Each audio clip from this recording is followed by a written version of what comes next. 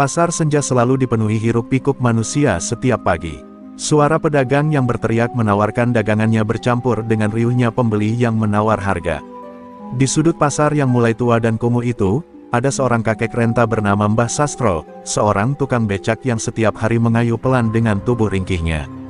Rambutnya memutih, kulitnya keriput, dan nafasnya sering terengah-engah karena usia yang sudah menua. Namun semangatnya tak pernah padam, meski hanya sekadar mencari sesuap nasi. Becak tua yang ia gunakan adalah peninggalan istrinya yang sudah lama meninggal. Catnya mengelupas, rodanya berdecit setiap kali berputar, namun becak itu adalah satu-satunya harta berharga yang masih ia miliki. Setiap kali ia menyentuh setang becaknya, seakan ada doa yang terucap dalam hati, agar rezekinya hari itu cukup untuk membeli beras dan sedikit lauk sederhana. Pagi itu, matahari belum tinggi ketika Mbah Sastro mulai mengayuh becaknya. Sesekali ia berhenti, mengelap keringat dengan kain lusuh yang selalu tergantung di lehernya. Penumpang memang jarang, apalagi di tengah persaingan dengan ojek motor dan angkot yang lebih cepat. Namun ia tetap sabar menunggu, dengan senyum tulus yang masih tersisa di wajah tuanya. Orang-orang pasar mengenal Mbah Sastro sebagai sosok yang baik hati dan tak pernah menolak pekerjaan, meski bayaran kecil. Kadang ia hanya dibayar dengan sebungkus nasi atau sekilo sayur, tapi ia menerimanya dengan ikhlas. Baginya, rezeki selalu ada jalannya, meski jalannya berliku. Pedagang pasar pun sering bersimpati, bahkan ada yang diam-diam memberinya tambahan makanan agar ia bisa bertahan hidup. Di sela kesibukan, Mbah Sastro sering berhenti sejenak di warung kopi dekat gerbang pasar. Ia duduk di bangku kayu reyot sambil menyeruput kopi hitam tipis yang diberi pemilik warung dengan harga sangat murah. Pandangannya menerawang jauh, kadang ia teringat masa mudanya yang penuh tenaga, saat ia bisa mengayuh becak puluhan kilometer tanpa lelah. Kini, jarak 500 meter saja membuat lututnya bergetar. Meski begitu, ada satu hal yang membuatnya terus bertahan, kenangan akan almarhumah istrinya. Ia selalu membisikkan doa sebelum mengayuh becaknya, seolah berbicara dengan istrinya yang sudah tiada. "Nduk, doakan aku kuat ya, meski sudah tua begini," begitu gumamnya hampir setiap pagi. Namun, di balik ketenangan wajahnya, ada kegelisahan yang tak pernah bisa ia sembunyikan. Pasar tempatnya mencari nafkah kini dikuasai oleh preman-preman kejam. Ia sering melihat pedagang dipalak, bahkan beberapa tukang becak lain dipukuli hanya karena tak sanggup setor uang. Ketakutan itu selalu menghantui dirinya, meski ia berusaha menguatkan hati dengan keyakinan bahwa Tuhan masih melindunginya. Hari itu, Mbah Sastro tidak tahu bahwa hidupnya akan berubah selamanya. Senja yang seharusnya menjadi waktu pulang dengan rasa lega, justru akan menjadi saksi awal dari tragedi mengerikan yang membuat darah menetes di pasar, dan mengukir legenda kelam yang tak akan pernah dilupakan oleh siapapun yang menyaksikannya. Pasar senja yang biasanya ramai dengan teriakan pedagang kini berubah tegang setiap kali suara langkah berat dan tawa kasar terdengar. Semua orang tahu, itu adalah tanda kedatangan Jumadi dan gerombolan preman pasar. Mereka datang bukan untuk berbelanja, melainkan untuk memalak para pedagang kecil yang tak berdaya. Jumadi, dengan tubuh kekar penuh tato dan tatapan buas, berjalan di depan. Di belakangnya, belasan anak buahnya mengikuti sambil merokok, sesekali meludah sembarangan di jalanan. Para pedagang buru-buru menunduk, pura-pura sibuk merapikan dagangan agar tidak ditatap langsung. Beberapa bahkan cepat-cepat menyembunyikan uang hasil jualannya di bawah meja, berharap tak terlihat. Namun usaha itu sia-sia, karena Jumadi dan anak buahnya seakan memiliki mata yang tajam untuk mencium uang. "Cepat keluarkan setoran kalau tidak mau lapakmu kuacak-acak," teriak salah satu preman dengan nada mengancam. Suasana pasar mendadak beku. Suara riuh menawar harga tiba-tiba hilang, berganti bisik-bisik ketakutan. Anak-anak kecil yang biasanya berlari-lari di gang pasar ditarik pulang oleh ibunya. Semua orang tahu, jika ada yang berani melawan, hanya ada dua kemungkinan, babak belur atau dagangan hancur berantakan. Dari kejauhan, Mbah Sastro melihat semua itu dengan hati bergetar. Kedua tangannya menggenggam erat setang becak, seakan-akan benda tua itu bisa melindunginya. Ia tahu betul siapa Jumadi, preman yang pernah menghajar tukang becak tetangganya hingga pincang hanya karena tidak mampu bayar uang jatah. Keringat dingin mulai mengucur di pelipisnya meski angin sore berhembus pelan. Jumadi berjalan semakin dekat, menatap setiap orang seperti seekor predator yang memilih mangsanya. Senyum miringnya membuat darah para pedagang seperti berhenti mengalir. Ia menikmati ketakutan orang-orang itu, seakan itu adalah makanan bagi egonya. Kalian pikir pasar ini milik kalian? Ingat, tanpa kami, kalian tidak akan bisa jualan tenang, katanya sombong, suaranya menggema hingga sudut-sudut pasar. Beberapa anak buahnya mulai berkeliling, merampas uang receh dari pedagang yang mencoba menolak. Ada yang ditampar, ada pula yang dagangannya dilempar ke tanah. Tangisan seorang ibu penjual sayur terdengar pilu ketika jeruk dan cabai dagangannya diinjak-injak hingga hancur. Namun, tak ada seorang pun yang berani membela. Semua hanya bisa menunduk, menahan amarah dalam diam. Mbah Sastro menunduk semakin dalam, berharap keberadaannya tidak diperhatikan. Tapi dalam hatinya, ia tahu cepat atau lambat giliran itu akan tiba. Becaknya yang tua bukanlah benda berharga bagi orang lain, tapi jika preman itu bernafsu mencari setoran, ia bisa menjadi sasaran berikutnya. Hatinya berdoa lirih, "Ya Tuhan, lindungilah aku hari ini." Apa yang ia takutkan perlahan menjadi kenyataan. Tatapan tajam Jumadi kini mengarah padanya. Senyum miring itu kembali muncul, kali ini lebih bengis. "Heh, kakek tua, kau pikir bisa duduk santai di sini tanpa setor?" katanya lantang sambil berjalan mendekat. Detik itu juga, pasar kembali membeku, dan semua mata tertuju pada Mbah Sastro yang kini terjebak dalam lingkaran kegelapan. Senja telah tenggelam, pasar yang tadinya riuh kini hanya menyisakan cahaya redup lampu jalan dan beberapa kios yang masih setengah terbuka. Mbah Sastro duduk lemas di becaknya, berharap malam itu ia bisa pulang tanpa masalah. Namun nasib berkata lain. Jumadi, dengan langkah berat dan senyum licik, mendekat bersama dua anak buahnya. Mata tajamnya menatap Mbah Sastro seperti seekor serigala yang menemukan mangsa lemah. "Heh, kakek tua, dari tadi aku lihat kau cuma duduk-duduk. Mana setorannya?" Suara Jumadi terdengar seperti guntur yang menggelegar di telinga Mbah Sastro.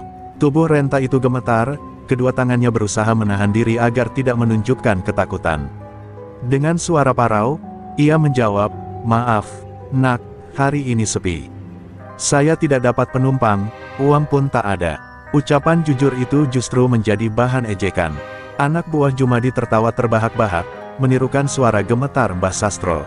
"Hahaha, dengar itu, Bang. Katanya gak ada uang, masa tukang becak gak punya duit? Pasti bohong." Salah satunya berteriak, sambil menendang roda becak tua itu hingga bergoyang keras. Jumadi mendekat lebih dekat, wajahnya kini hanya sejengkal dari wajah keriput Mbah Sastro. "Jangan coba-coba main alasan sama aku, kek. Semua orang di pasar ini harus setor, mau miskin atau kaya, tua atau muda. Kalau gak, ya siap tanggung akibatnya," katanya sambil mendorong dada Mbah Sastro dengan kasar. Tubuh renta itu oleng hampir jatuh, namun ia tetap berusaha bertahan dengan memegang becaknya. Air mata mulai menetes dari mata Mbah Sastro. Bukan karena sakit, tapi karena perasaan tak berdaya. Di usianya yang sudah senja, ia masih harus menghadapi penghinaan semacam ini. Dengan suara lirih ia berkata, "Nak, tolong, becak ini satu-satunya yang saya punya. Jangan dihancurkan, jangan rampas rejeki tua ini." Namun, kata-katanya hanya dianggap angin lalu. Salah satu anak buah Jumadi langsung menendang keras becak itu. Suara besi beradu dengan tanah memecah keheningan malam. Jok yang sudah robek semakin terkoyak, rodanya terpelintir, dan cat yang mengelupas kini bertambah parah. Mbah Sastro berlari kecil, mencoba melindungi becaknya, namun sebuah pukulan mendarat di wajahnya. Darah segar mengalir dari bibir tuanya. "Lihat, kek, kalau kau gak bisa setor, becakmu ini kami hancurkan. Besok kau gak usah kerja lagi, biar mampus kelaparan," teriak Jumadi sambil tertawa puas. Suara tawanya bergema di pasar yang sudah sunyi, membuat beberapa pedagang yang masih tersisa hanya bisa bersembunyi di balik lapaknya. Tak seorang pun berani menolong, meski hati mereka ikut teriris menyaksikan penderitaan itu. Malam itu menjadi saksi ketika seorang kakek renta tak berdaya dipermalukan di depan umum. Pasar senja, yang seharusnya menjadi tempat mencari nafkah, berubah menjadi panggung kekejaman. Mbah Sastro jatuh tersungkur di tanah, darah bercampur dengan debu, sementara di sekitarnya hanya ada tatapan iba yang tak berani bergerak. Malam itu benar-benar menjadi malam kelam, awal dari tragedi besar yang akan mengguncang pasar tersebut. Tubuh renta Mbah Sastro terjatuh di tanah, wajahnya berlumuran darah, napasnya terengah-engah. Ia mencoba bangkit dengan tangan gemetar, namun sebuah tendangan keras dari anak buah Jumadi menghantam perutnya. "Dasar KERAJANG tua, berani lawan kami," teriak preman itu sambil terus menendang. Orang-orang yang masih berada di pasar hanya bisa menutup mulut, menahan jerit ketakutan agar tidak ikut menjadi sasaran. Becak tua yang setia menemaninya selama puluhan tahun kini hancur tak berbentuk.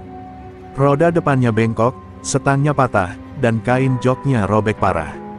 Mbah Sastro menatap becaknya dengan mata berkaca-kaca, seakan-akan ia sedang menyaksikan sahabat sejatinya dihabisi di depan mata. "Astagfirullah, becakku, rezekiku," gumamnya lirih, namun suaranya tenggelam dalam tawa bengis para preman. Jumadi, dengan wajah puas, menatap tubuh ringkih itu. Ia lalu meraih kerah baju Mbah Sastro, mengangkatnya setinggi mungkin, lalu menghantamkan kepalanya ke tiang kios yang sudah berkarat. Suara benturan keras membuat darah segar mengalir dari pelipis Mbah Sastro. "Kalau kau gak punya uang, kenapa masih berani kerja di sini? Pasar ini wilayah kami, ingat itu," teriak Jumadi, nadanya penuh kesombongan. Teriakan itu menggema di seluruh pasar. Beberapa pedagang perempuan menutup wajah mereka sambil menangis tertahan, tak kuasa melihat perlakuan keji itu. Ada yang ingin menolong, tapi nyalinya langsung ciut ketika tatapan tajam preman lain menyapu sekitar. Tak seorang pun berani bergerak, semua hanya bisa menjadi saksi bisu dari kekejaman yang terjadi. Mbah Sastro sudah tak berdaya. Tubuhnya gemetar, darah membasahi bajunya yang lusuh. Dengan sisa tenaga, ia mengangkat tangannya, mencoba meraih kembali becaknya yang tergeletak. Tapi sebelum ia sempat menyentuhnya, tumit sepatu hitam Jumadi menghantam tangannya. Bunyi tulang retak terdengar jelas, membuat orang-orang yang melihat menahan napas ngeri.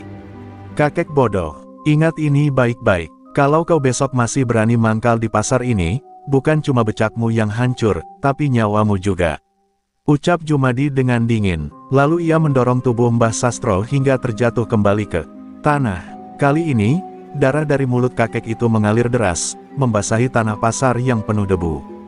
Hening menyelimuti pasar, hanya terdengar suara tawa kasar para preman yang meninggalkan lokasi, puas dengan apa yang mereka lakukan. Suara langkah mereka perlahan menjauh, namun meninggalkan luka yang begitu dalam bagi setiap mata yang melihat. Malam itu, pasar bukan lagi tempat mencari rejeki, pasar telah menjadi neraka.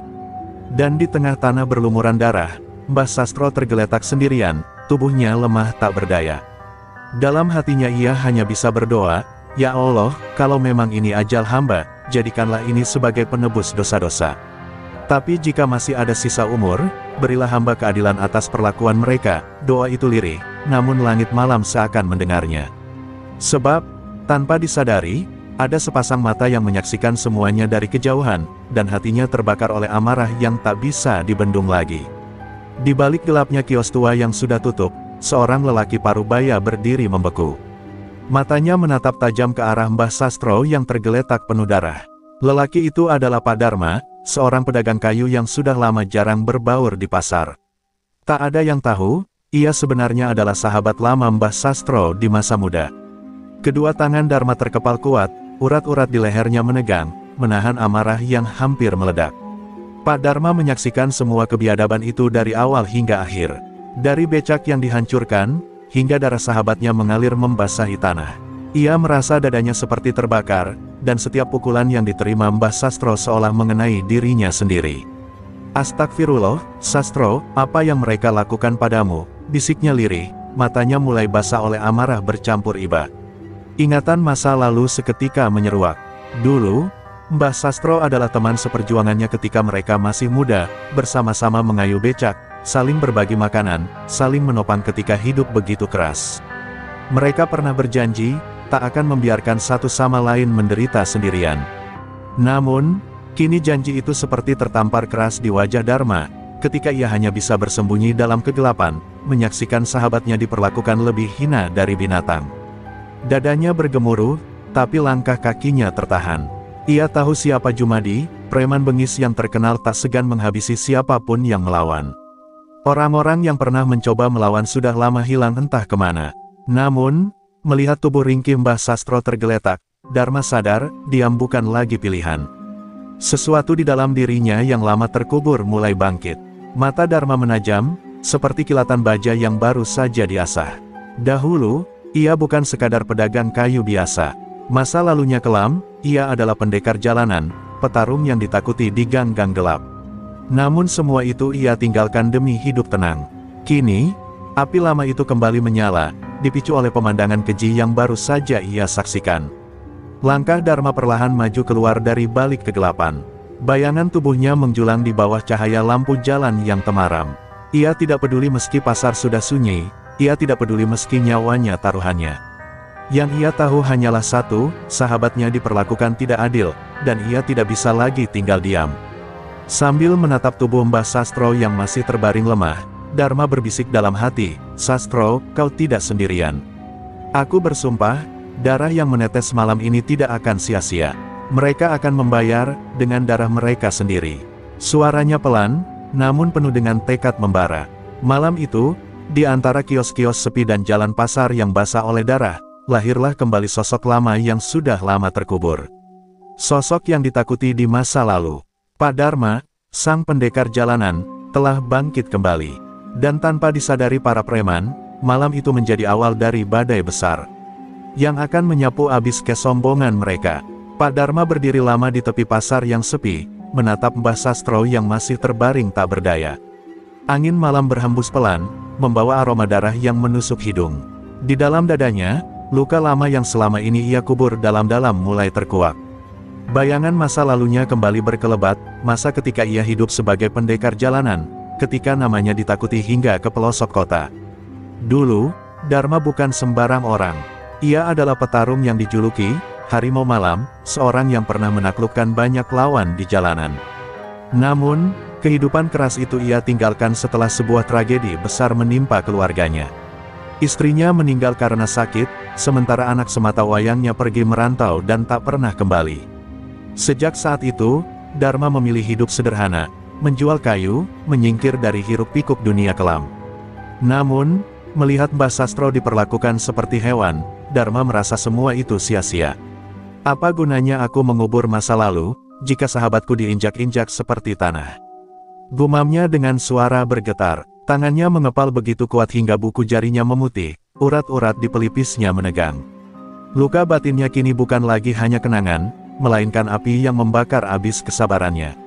Ia menatap langit malam yang gelap, seolah berbicara pada takdir. "Kalian sudah salah pilih mangsa, kalian sudah menggali kubur sendiri," bisiknya dingin. Di matanya, terbayang wajah Jumadi dan para preman yang tertawa puas tadi. Senyum bengis mereka kini menyalakan bara dendam di hatinya. Bara yang sudah lama padam kini menyala kembali, lebih ganas dari sebelumnya. Pak Dharma menunduk, meraih sebilah kayu panjang yang tergeletak di dekat kios. Kayu itu mungkin hanyalah sisa dagangannya, tapi malam itu, benda itu serasa menjadi perpanjangan dari amarahnya. Ia menggenggamnya dengan mantap, matanya menatap kosong namun tajam, seperti mata harimau yang siap menerkam. Di sekitarnya, pasar benar-benar hening. Hanya suara jangkrik dan angin malam yang terdengar. Namun di dalam dada Dharma, ada suara lain, suara sumpah, suara dendam, suara janji yang tidak bisa ia tarik kembali. Ia tahu, begitu ia melangkah maju, jalan kembali ke kehidupan tenang sudah tertutup selamanya. Ia berjalan perlahan ke arah tubuh sahabatnya. "Sastro, bertahanlah, aku akan menjadi tanganmu. Aku akan menjadi kakimu, dan aku akan menjadi darahmu untuk menuntut keadilan," ucap Dharma lirih, namun penuh keyakinan. Ia tahu, Mbah Sastro mungkin sudah terlalu lemah untuk melawan, tapi ia masih bisa berjuang untuknya. Malam itu, luka lama yang selama ini terkunci rapat di hati Dharma akhirnya pecah. Dan bersama pecahnya luka itu, lahirlah kembali sosok Harimau Malam yang pernah menggetarkan dunia jalanan. Preman-preman pasar tidak tahu, badai sedang menuju mereka, dan badai itu lahir dari luka seorang sahabat lama yang kini berubah menjadi amarah tanpa batas. Dharma melangkah meninggalkan Mbah Sastro yang kini setengah sadar. Cahaya lampu-lampu pasar yang mulai padam membuat bayangannya tampak panjang, menyerupai siluet seekor harimau yang sedang mengendap. Di dalam dadanya, tekad sudah bulat, malam ini, darah harus dibayar dengan darah. Para preman itu harus merasakan apa artinya ketakutan, apa artinya menjadi mangsa. Di sudut pasar, ia berhenti sejenak, menghela napas dalam. Hatinya terombang-ambing antara kesedihan dan kemarahan. Ia teringat masa-masa damai yang ia ciptakan selama bertahun-tahun, menyingkir dari kekerasan, menolak ajakan orang-orang untuk kembali ke jalanan. Namun malam ini, semua prinsip itu runtuh. Ia tidak lagi punya alasan untuk menahan diri. Tekadnya sudah seperti batu yang terhempas dari puncak gunung, mustahil dihentikan. Harimau malam tak pernah mati, desisnya lirih. Kalimat itu seperti mantra yang memanggil kembali jiwa lamanya. Dulu, sebutan itu datang karena ia selalu menyerang bagaikan predator, diam-diam, lalu menghancurkan lawan tanpa ampun. Kini, Dharma merasakan jiwa lamanya kembali bersemayam di tubuhnya, semakin kuat, semakin liar. Ia mulai menyiapkan rencana. Tidak bisa asal serang, karena jumlah preman jauh lebih banyak. Mereka bersarang di sebuah bangunan kosong di belakang pasar, tempat mereka biasa minum arak murahan dan menyiksa siapapun yang berani menolak perintah. Dharma mengenal tempat itu, bahkan mengenal setiap sudutnya. Ia pernah melewati malam-malam di sana, ketika darah dan luka adalah bagian dari hidupnya. "Jumadi, kau akan menyesal sudah menyentuh sahabatku," gumamnya, menatap ke arah bangunan tua itu dari kejauhan.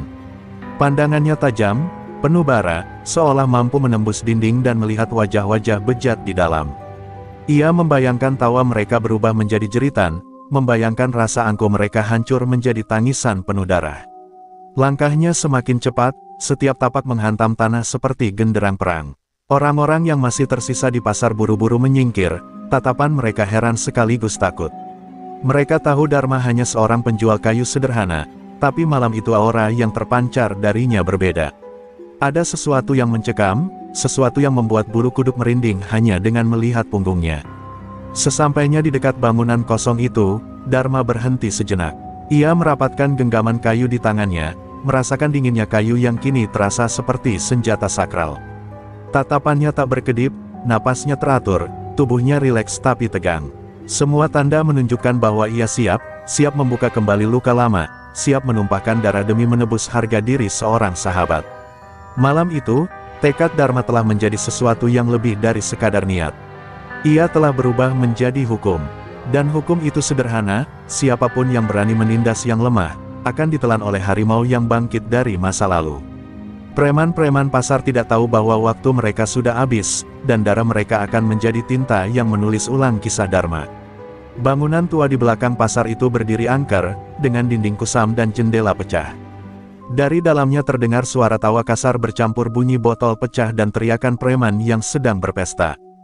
Jumadi dan anak buahnya duduk melingkar, merayakan hasil palakan hari itu seakan dunia ini milik mereka. Mereka tak tahu, di luar bangunan itu, seorang harimau tengah mengendap, menunggu saat untuk menerkam. Dharma berdiri di kegelapan, menatap pintu kayu yang separuh lapuk. Napasnya pelan, tapi sorot matanya menyala. Ingatannya melayang kembali pada tubuh ringkih Mbah Sastro yang tersungkur berlumuran darah. Setiap detik tawa preman yang terdengar dari dalam bangunan itu bagaikan pisau yang mengiris hatinya. Dharma tahu, malam ini bukan sekadar balas dendam, ini adalah panggilan jiwa yang tak bisa ia hindari. Ia mendorong pintu itu perlahan. Suara derit kayu langsung menghentikan tawa sebagian preman. "Siapa itu?" teriak salah satu dari mereka. Sunyi sesaat, lalu Dharma melangkah masuk, membawa aura mencekam. Genggamannya pada kayu panjang semakin erat, seolah kayu itu kini hidup dan haus darah. Preman-preman itu menoleh, terkejut melihat seorang lelaki tua dengan tatapan tajam berdiri di hadapan mereka. Jumadi menyipitkan mata, lalu tertawa mengejek. "Hahaha, Dharma si penjual kayu. Kau berani datang ke sarangku. Apa kau ingin menyusul sahabatmu yang sekarat?" Ejeknya sambil meneguk arak. Tawa Jumadi disambut oleh derai tawa para preman lain. Tapi Dharma tak menjawab. Hanya dalam sekejap, ia mengayunkan kayu keras itu ke arah meja, menghancurkannya berkeping-keping. Suara kayu pecah membuat ruangan hening seketika. Tatapannya bagaikan mata iblis yang keluar dari kegelapan, membuat beberapa preman refleks mundur. "Malam ini, kalian akan menulis kisah dengan darah kalian," ucapnya dingin. Salah satu preman yang paling besar mencoba maju dengan parang di tangannya. Namun sebelum ia sempat mengayun, Dharma sudah bergerak cepat. Kayu panjang itu menghantam pelipisnya dengan suara keras, membuat tubuh preman itu terpelanting menghantam dinding, mulutnya menyemburkan darah segar. Jeritan pertama pecah di dalam ruangan itu. Preman-preman lain langsung panik. Ada yang meraih botol, ada yang menghunus pisau, tapi mereka terlambat menyadari siapa yang mereka hadapi. Dharma bergerak bagai bayangan hitam, setiap ayunan kayunya menghantam dengan presisi mematikan. Teriakan, suara tulang patah, dan jeritan kesakitan bercampur menjadi simfoni mengerikan malam itu. Di luar bangunan, suara gaduh itu membuat beberapa pedagang pasar yang masih terjaga berhenti bekerja. Mereka saling berpandangan dengan wajah pucat. Pasar yang biasanya penuh tawa kini dipenuhi jeritan ngeri. Dan di dalamnya, darah pertama sudah mulai mengalir di lantai, pertanda bahwa malam panjang yang penuh horor baru saja dimulai. Suara gaduh dari dalam bangunan tua itu semakin menjadi. Botol pecah, kursi terbalik, dan jeritan preman yang satu persatu terkapar menghiasi malam pasar. Dharma bergerak cepat, matanya menyala seperti binatang buas yang mencium bau darah. Setiap hantaman kayu panjangnya menimbulkan bunyi mengerikan, patah tulang, retak tengkorak, dan teriakan minta ampun. Preman-preman itu, yang biasanya ditakuti warga, kini terlihat seperti anak ayam ketakutan di hadapan seekor harimau. Seorang preman muda mencoba kabur lewat jendela, tapi Dharma lebih cepat. Dengan sekali ayunan, kayu menghantam punggungnya hingga tubuh itu jatuh berdebam, darah memercik dari mulutnya. Tidak ada jalan keluar, bisik Dharma dingin, suaranya membuat bulu kuduk yang lain berdiri. Ketika mendengar itu, wajah para preman pucat pasi. Mereka mulai menyadari bahwa malam ini bukan sekadar perkelahian, tapi sebuah eksekusi. Jumadi, sang kepala preman, yang tadinya santai, kini berdiri gemetar sambil mencabut belatinya. Wajahnya pucat, peluh dingin menetes dari dahinya. "Kau pikir bisa melawan kami semua, Dharma?" teriaknya, mencoba menutupi rasa takut. Namun suaranya bergetar, dan sorot matanya tidak lagi menampilkan kesombongan. Jumadi tahu, ia sedang berhadapan dengan sesuatu yang jauh melampaui nalar. Tiba-tiba, salah seorang preman yang tubuhnya penuh tato menjerit histeris. Dharma menghantamkan kayu tepat ke rahangnya, membuat darah bercucuran tak terkendali. Jeritan itu menggema keluar dari bangunan, menembus keheningan pasar malam.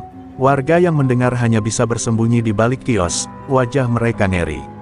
Mereka sadar, malam itu pasar bukan lagi tempat berdagang, melainkan ladang pembalasan. Beberapa preman mencoba melawan dengan senjata seadanya, tapi Dharma seakan tak tersentuh. Tubuhnya lincah meski usianya tak muda lagi. Setiap gerakannya presisi, bagaikan tarian maut yang tak bisa dihentikan. Kayu yang ia genggam kini penuh noda merah, menetes ke lantai yang sudah mulai licin oleh darah. Kenapa tua bangka ini kuat sekali?" teriak salah satu preman dengan wajah penuh darah. Ia merangkak mundur, menangis ketakutan, tak lagi peduli pada harga diri sebagai preman. Yang lain hanya bisa terhuyung-huyung, mencoba mencari perlindungan, tapi mata Dharma selalu mengawasi seperti predator yang tak memberi celah. Di luar, suara tangisan anak-anak pasar mulai terdengar.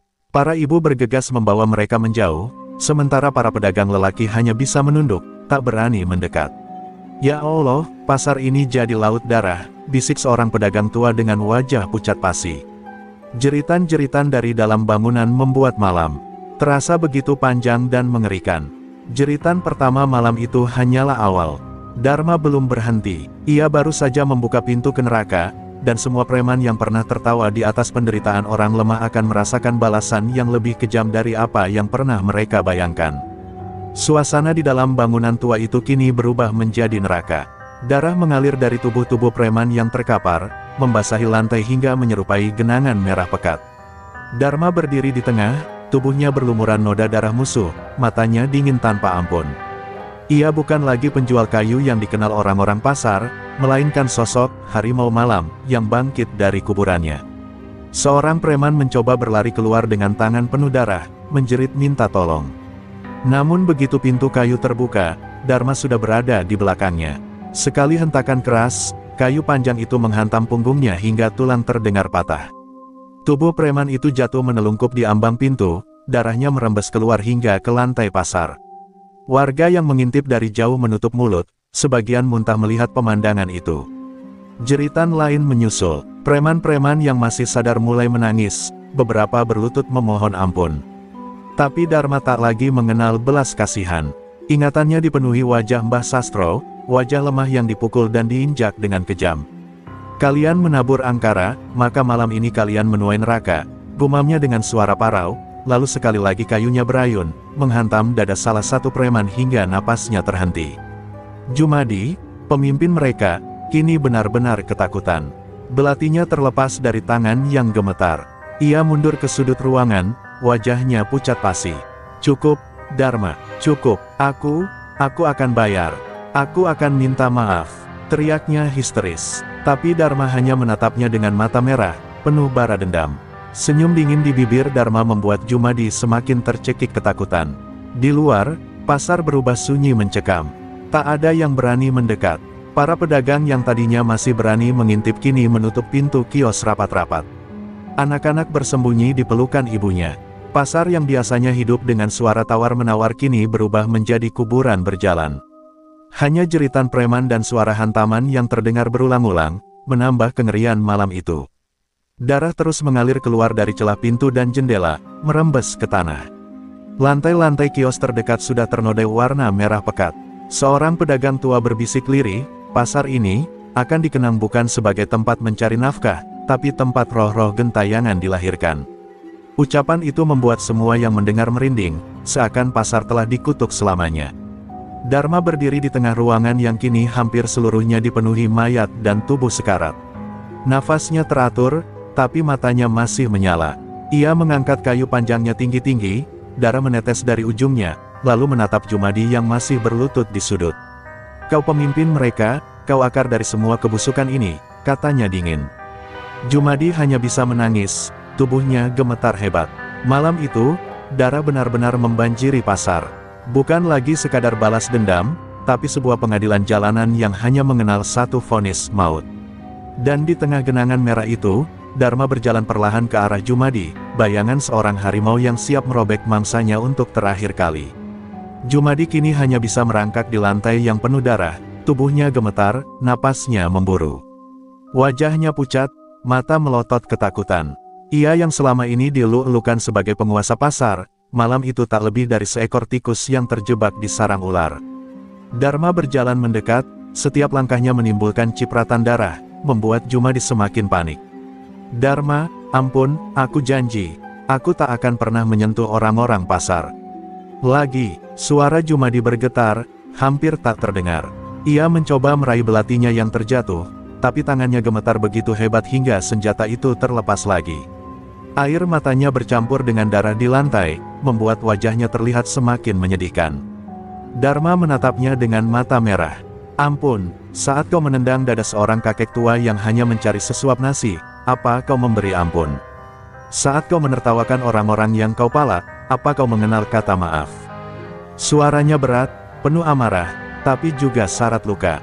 Kata-katanya menusuk langsung ke dada Jumadi, membuat lelaki itu menangis seperti anak kecil. Dengan sisa keberanian yang tersisa, Jumadi berteriak histeris. Aku kepala preman. Kau tak akan bisa hidup tenang setelah ini, Dharma. Akan ada yang mencarimu. Akan ada yang, kalimatnya terhenti dengan teriakan panjang saat kayu keras Dharma menghantam lututnya. Suara tulang patah bergema, jeritannya menggema ke seluruh pasar. Warga yang bersembunyi di luar menutup telinga, tapi suara itu menembus segala dinding. Malam pasar berubah menjadi malam horor. Orang-orang hanya bisa saling berpelukan, berdoa agar teror itu segera berakhir. Namun bagi Dharma, ini baru permulaan dari pengadilan panjang yang harus diterima Jumadi.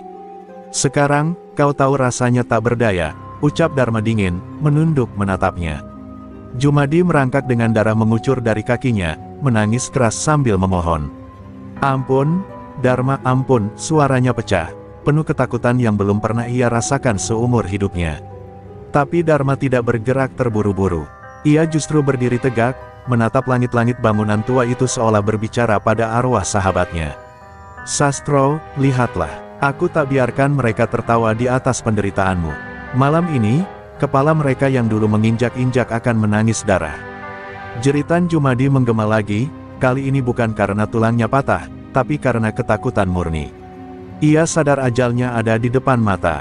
Dan seluruh pasar menjadi saksi bagaimana Raja Preman yang dulu disegani, malam itu dipaksa berlutut, menangis darah di hadapan Dharma, sang harimau yang bangkit dari masa lalu. Jeritan Jumadi yang meraung bagai hewan terluka menggema ke seluruh pasar. Darahnya mengalir deras dari lutut yang hancur, bercampur dengan genangan merah yang sudah menutupi lantai bangunan. Aroma anyir darah begitu kuat, menyebar keluar hingga membuat para pedagang yang masih bertahan merasa mual. Malam itu, pasar kehilangan wajah ramahnya, berubah menjadi arena jagal yang dipenuhi isak, teriakan, dan kematian. Api lampu minyak yang berkedip-kedip menambah kesan mengerikan. Bayangan tubuh-tubuh yang bergelimpangan memantul di dinding, seakan-akan roh-roh yang baru saja terlepas berkeliaran di sekeliling. Warga yang berani mengintip dari celah kios segera menutup mata, tak sanggup melihat lebih lama. Seorang ibu berbisik sambil menangis, "Pasar ini bukan lagi pasar, ini neraka di bumi." Di dalam, Dharma berdiri tegak, tubuhnya berlumuran darah musuh. Nafasnya berat, matanya masih menyala seperti bara. Ia menatap ke arah Jumadi yang merangkak putus asa, meninggalkan jejak darah di lantai. Suara tangis kepala preman itu kini tak berbeda dengan jeritan anak kecil yang ketakutan. Kontras sekali dengan sosok yang dulu ditakuti seluruh pasar.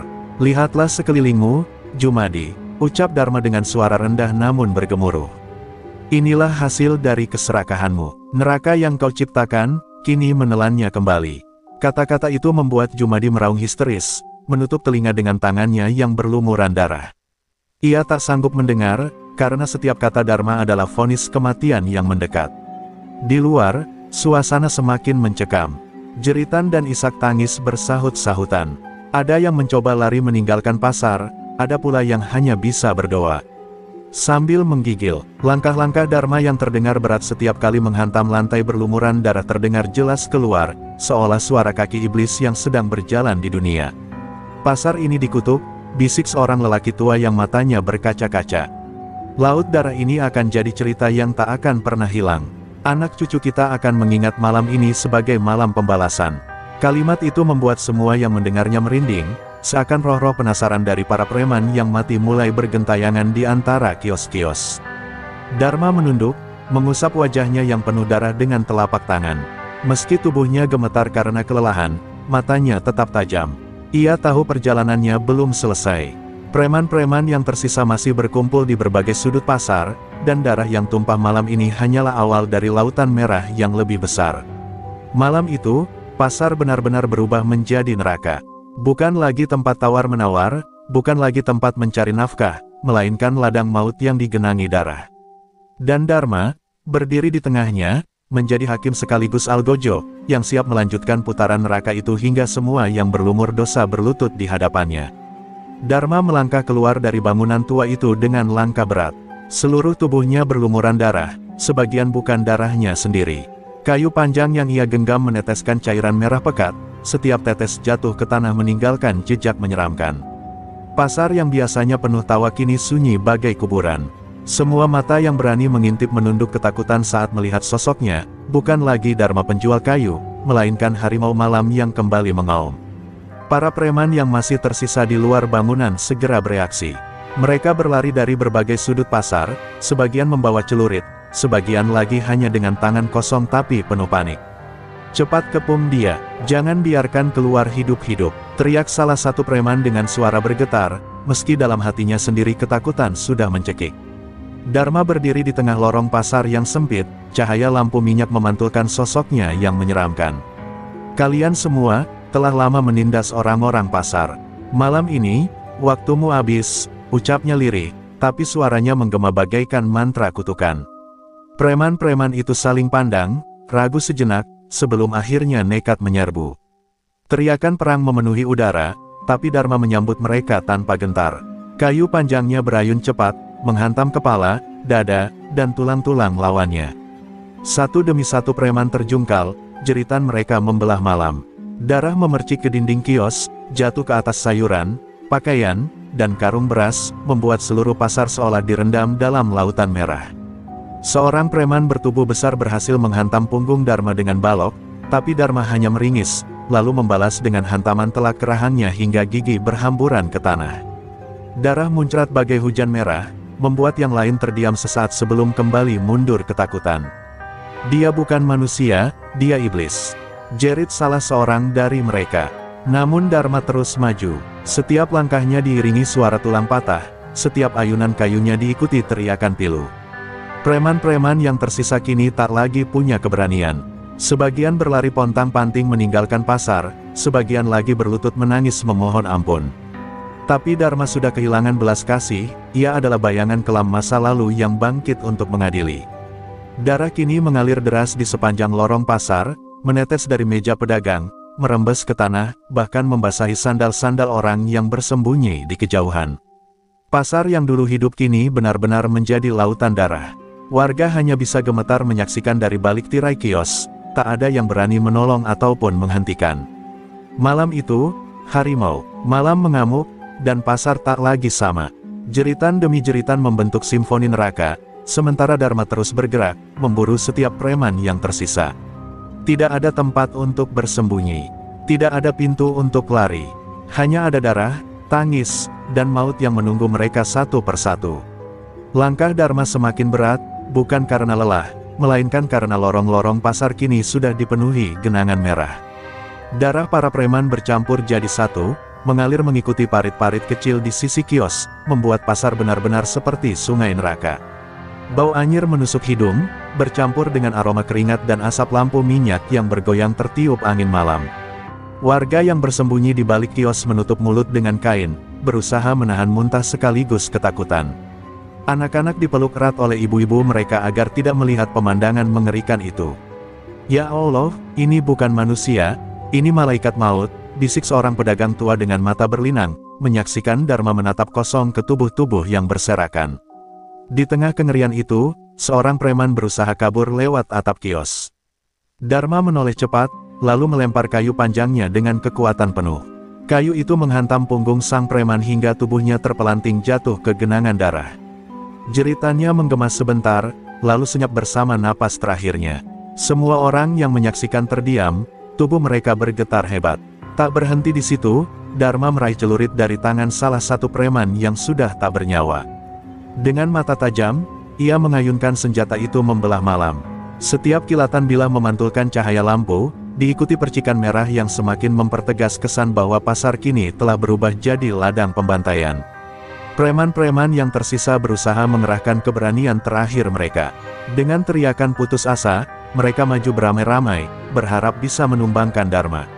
Namun hasilnya sama, tubuh-tubuh mereka terjatuh satu persatu, tertindih di antara bangkai kawan mereka sendiri. Jeritan yang tadinya keras kini berubah jadi ratapan pelan yang semakin memudar. Warga hanya bisa menutup mata, sebagian menangis, sebagian berdoa lirih agar mimpi buruk ini cepat berlalu. Namun tidak ada yang bisa menghentikan Dharma. Ia seakan dirasuki kekuatan kelam masa lalu, setiap ayunannya penuh dendam yang tak terbendung. Darah semakin banyak, mengalir deras hingga membentuk genangan setinggi mata kaki. Pasar yang dulu jadi pusat kehidupan, malam itu berubah jadi panggung kematian.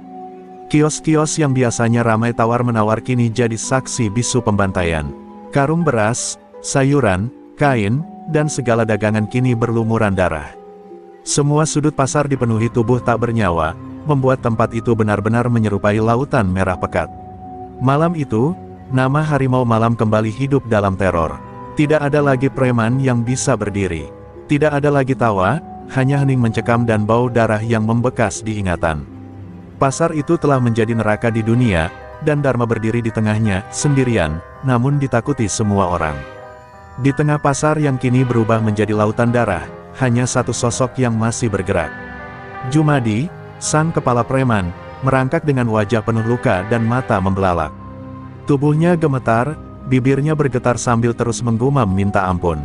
Dharma, cukup, jangan lagi, aku mohon, ucapnya dengan suara serak yang hampir tak terdengar.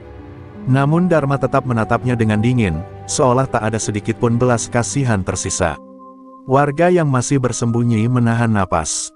Semua menunggu apakah Dharma akan benar-benar menghabisi Jumadi atau memberikan satu kesempatan terakhir. Namun di mata mereka, tak ada tanda-tanda kelegaan. Yang tersisa hanyalah bayangan hitam seorang lelaki yang dibakar dendam, berdiri di tengah lautan. Kematian. Dengan langkah perlahan, Dharma mendekat. Setiap tetes darah yang menetes dari ujung celuritnya jatuh ke tanah, menimbulkan suara tik-tik yang menambah suasana mencekam. Jumadi mencoba mundur, tapi tubuhnya terlalu lemah. Ia hanya bisa menangis keras, lalu berteriak hingga serak. Aku menyesal, Dharma, aku menyesal. Dharma berhenti tepat di hadapannya, lalu menunduk, menatap mata sang kepala preman yang kini penuh rasa takut. Sesalmu terlambat, Jumadi, ucap Dharma dengan suara berat. Kau telah membuat pasar ini jadi neraka, malam ini neraka itu kembali padamu. Ujung celurit diangkat tinggi, kilatan cahaya lampu minyak menari di bilahnya, lalu turun menghantam dengan keras. Jeritan terakhir Jumadi menggema ke seluruh pasar, begitu panjang dan memilukan, hingga membuat bulu kuduk warga berdiri. Darah muncrat deras, menyatu dengan genangan yang sudah ada, menutup kisah panjang kekejaman para preman yang selama ini menguasai pasar. Hening, tak ada suara lagi kecuali hembusan angin malam yang membawa bau anyir ke setiap sudut. Dharma berdiri dengan tubuh berlumuran darah, dadanya naik turun. Lalu perlahan, ia melempar celurit itu jauh-jauh. Matanya yang tadinya merah karena amarah kini berubah kosong. Ia menengadah ke langit gelap, berbisik liris seolah berbicara pada arwah sahabat lamanya. Sastro, tenanglah. Semua sudah selesai. Warga mulai keluar dari tempat persembunyian mereka. Mereka menatap Dharma dengan campuran rasa takut dan kagum. Tidak ada yang berani mendekat terlalu dekat, tapi dari mata mereka jelas tergambar rasa lega, pasar akhirnya bebas dari teror. Namun kebebasan itu dibayar mahal, dengan lautan darah dan jiwa-jiwa yang melayang. Malam itu pasar sepi, tak ada lagi teriakan preman, tak ada lagi tawa kejam. Hanya tersisa kesunyian yang berat. Dharma berjalan meninggalkan pasar dengan langkah gontai, meninggalkan jejak merah di tanah. Ia tahu dendamnya sudah tuntas, tapi hatinya hancur. Dan warga yang menyaksikan malam itu, selamanya akan mengingat keserakahan, kekerasan, dan kezaliman, pada akhirnya akan menjemput balasan yang mengerikan. Pesan moral, kekerasan, pemalakan, dan aniaya terhadap orang kecil adalah benih kebinasaan. Keangkuhan preman yang merasa berkuasa akhirnya runtuh dengan cara yang paling hina. Hidup ini selalu menuntut pertanggungjawaban, jika bukan di dunia, maka di akhirat. Maka, jangan pernah menindas yang lemah, karena doa mereka lebih tajam dari senjata manapun.